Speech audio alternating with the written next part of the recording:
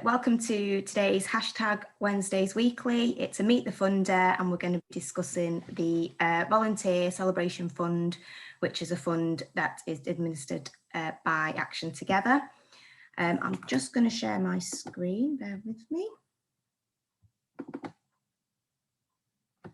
So you may have already seen this on our website, which might have signposted you to this session today, but we're going to briefly go through the guidance notes and what the fund's all about, and then we're going to discuss, or we're going to go through a pre-done application form or half pre-done application form. So for those of you who are new to the celebration funds, it's something that we do, well, we certainly have done for the last 3 years since I've been here, bar last year, obviously, because of the pandemic. But Volunteers Week runs between the 1st and the 7th of June. And it's just a time where we can sit back and think about all of those volunteers who work tirelessly and do some amazing work in the sector and for our organisations. Especially the last year has been really, really difficult. We've had people from so many walks of life come together to support their communities and their local people and residents. So what we're doing is asking groups in Oldham, Rochdale and Tameside to apply for our volunteer celebration funds to deliver some kind of activity this year, so the back end of this year. As I mentioned, it's a time for us to think about all of those volunteers that we work with, whether it's a trustee who's sort of steering your organisation right the way through to those sort of key people on the ground doing that grassroots delivery, and thinking about all of the work that they've been doing and what they've contributed, but also how we can contribute back to the volunteering community. And it's also a chance for organisations to think about what volunteering means to you as an organisation, but also as an individual. So how can we sort of review our volunteer, not to be boring, but our policies, but also what our volunteering sort of offer might look like. So what can the grant be used for? Well, there's 4 priorities that you can, that we'd want your application to meet. It doesn't have to meet all 4. It can just be the one. That's absolutely fine. It doesn't work against you if you only meet one priority. There's no sort of, the more the priorities, the better the application. It's not like that. So those priorities are, so recruiting is what it says on the tin. Again, if you've lost volunteers along the way and you want to do a recruitment push or a recruitment drive, then you can use these funds to do that.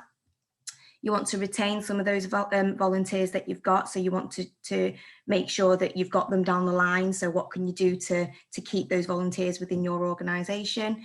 You might want to reconnect because you may have lost them over the last year or so. So you want to reach out back out to those people to get them back in, and then obviously reward your volunteers, especially over the last year, for the hard work that they've put in. So alongside those priorities, what we must see with your application is your activity meeting the current legislation or government guidance around specifically COVID-19. And we do have a link here which you can access on our website, which gives you some information around the latest COVID guidance. Now, there's obviously national guidance, but there's also local guidance. So we at Action Together follow our local guidance. So it's important that you know what Oldham, Rochdale and Tameside government or council is telling you around COVID-19 and the measures that you will need to put in place. So who can you apply and what can you apply for? So last year, well, not last year, the year before, it was up to £500 for formally constituted groups or groups with articles of association, and you would need to be a member of Action Together. We've now opened it up to mutual aid groups. So if you are a mutual aid group or a social action group, you can also apply for up to £200. And as a mutual aid or social action group, you might not have a constitution or articles of association, so that's absolutely fine. Sorry, if we go back to the £500 here, you do need to be a member to apply. So we will put the membership, if you're not a member already, we will put the membership link into the chat. Ruth, if you could do that, that would be great. And what we mean by the social action or mutual aid groups, terms that you might have heard branded around over the last year, it's basically groups that have come together to support where needed their local community, and that support might have been physical, or it might have been remote, or it might have been emotional support. The closing date for applications is the 31st of July, it's a little bit longer this year, just to give groups time to reopen back up again, or consider opening back up again. And those applications need to be in by 12 p.m. Because we're expecting a volume of applications to come through, we will be very strict with applications that come in late, and we would need to, just to make sure that the process is as fair as possible. So please don't do yourself any injustice by, you know, putting in late applications. And all the money must be spent by the 31st of December. So we'd like to see your activity being delivered by then. That may change if COVID restrictions don't allow any activity, so that will be reviewed, but as it stands at the moment, that's the message. And for those groups who are successful, Action Together will be, if it's an event, we'd want to visit the event, but obviously for monitoring and evaluation purposes, we will be pretty hands-on, so we'll be there to either see the event, or if it's, you know, packs that you might be sending out, we'd like to see evidence of that. Eligible costs, so what you can apply for is things like your venue hire, refreshments, marketing, publicity, t-shirts, other merchandise that might be branded, stationery, that kind of thing, entertainment and or activity costs, and that does include trips out, so travel costs for trips out, and any awards or certificates that you might want to give out. We don't fund staffing costs or any training costs, just because it's not a massive amount of money. So we want all of the money to go towards the volunteers. And for support with your application, if you could contact the relevant email or relevant office, and those email addresses are on our website, and again we'll give you the link for the advert on our website, and you'll have all of this information there, so you don't have to jot anything down just yet. Okay, so is there any questions so far, either in the chat or if you wanted to open up your mic and ask about the guidance notes? No? No. Brilliant. So if you do, if a question does pop in your head, please just stick it in the chat. We'll move on to the actual application form now. So I wanted to just go through the application form, because as I mentioned before, we are expecting a lot of applications to come through. So the process will be quite strict and pernickety, if you like. So we would need to really sort of stringently go through each form. So we want everybody to get all the information in as best as they possibly can in the right way. First things first, please don't miss out any sections in your application form. It does work against you. So if there's a question that's not applicable, then please put NA in the box next to it, so we know that you've not missed it out. It just means it doesn't apply to you. Which area of Oldham, Rochdale and Tameside is your group based? Please be specific. So if, you know, I've put South Chadderton in there, don't just put Oldham. Click here if you're a member. Again, as we mentioned before, you do need to be a member. If you're not a member when it comes to filling in the form, you can click this link here, which will take you through to the membership page, fill that in and then complete the form.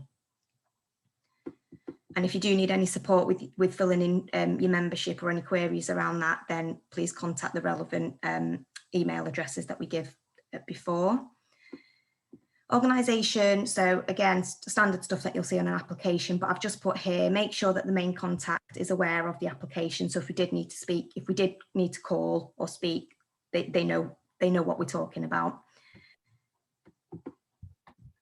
And then here's the 4 priorities. So you'll tick which priority is that you're going to meet. and then where and when the activity will take place. So if you're going to be working in multiple places on this, then please make sure that you put in all of the places that any activities are going to take place as best as you possibly can. Okay, and this is probably the most important part of the form, is please describe your event or activity. You've got a maximum of 500 words, please use them. And what I've done here is just giving you a bit of an example of what good looks like, really. So what you're going to do, if you're going to hold a celebration event or an information event, that tells us what you're going to do and who it's for.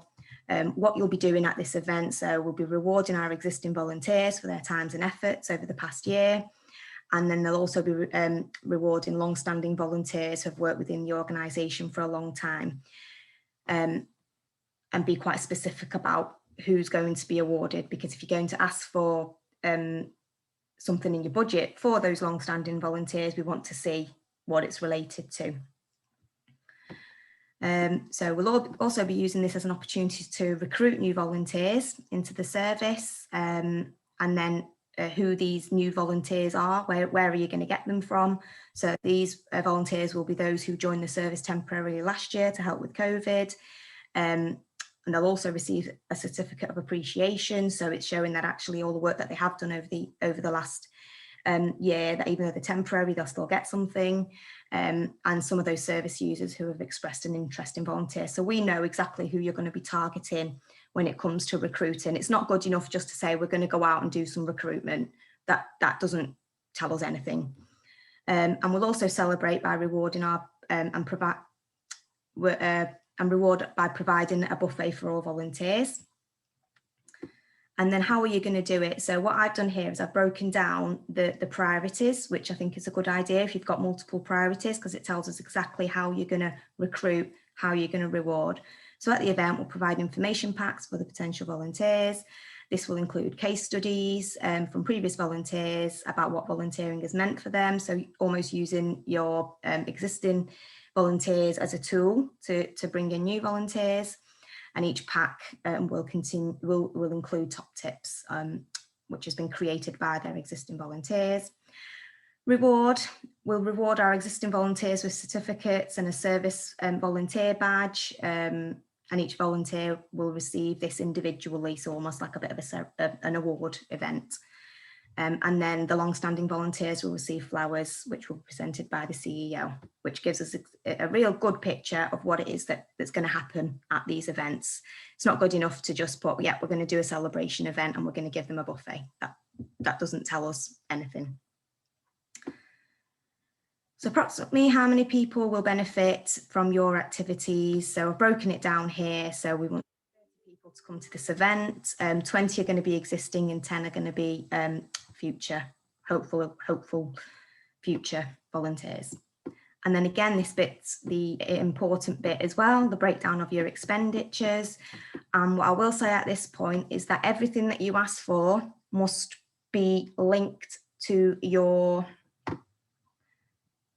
this bit, how you're going to describe your activity. There's no point in asking for something which isn't represented in your project description. So hall hire, tell us exactly how it's broken down. So 2 hours at £40 per hour, and then the total amount. A celebration buffet, don't just put a total amount, we need per head and for how many people. So for 30 volunteers, but also staff and trusts, there's going to be 8 staff and trustees there as well. Printing, all the little costs like the badges and the pens, you can brand them together, but it's good to see a breakdown of exactly what marketing material you're going to be giving out. Volunteer expenses, I know this one's an easy one to miss out. But it's a good one to put in to get your volunteers actually there and make sure that all volunteers are able to get there. And then the flowers for 3 of those long-standing volunteers. So you might notice here that I've put that it's going to it's going to cost £30 for the flowers, but you're requesting nothing. There might be something that you as an organisation want to give yourself, so those flowers might come from the trustees as a way of saying thanks. Still put it in there so we can see, but obviously the cost would say 0, and then you'll put your total amount of cost in there.